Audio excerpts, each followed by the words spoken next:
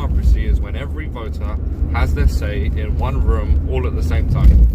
And so you can never have a democracy, a true democracy, at such scale that we have. And this is why we have politicians who have nothing to do with us, don't know us, and they have zero interest in us. And so we're always going to have elections to vote in people, and they're always going to have different ideas, and you don't know what they're actually thinking or what they actually plan to do, because they just need to win the vote. And then when you introduce money into that, and you introduce profits and companies lobbying and so forth, then you're going to have lots of skewed ideas and people lying all the time in politics, and that becomes the norm. So the only true democracy you can have is when you can fit everybody into one room, and that's got a population limit to it.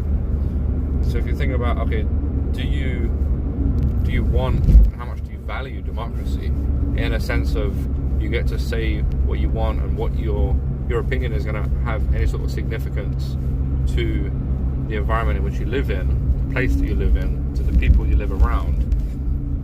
The max population for that sort of village is going to be like 200 people with about 100 people all in one big hall. Like, think about a huge Viking hall.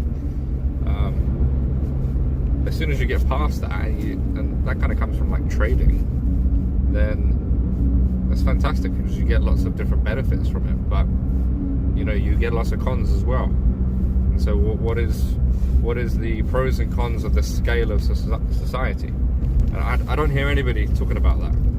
Nobody is an advocate of small scale civilizations, small scale communities.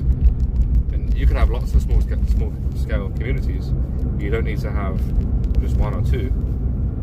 But there needs to be a population limit, otherwise it just wouldn't work. You'd end up getting the same thing that we have now.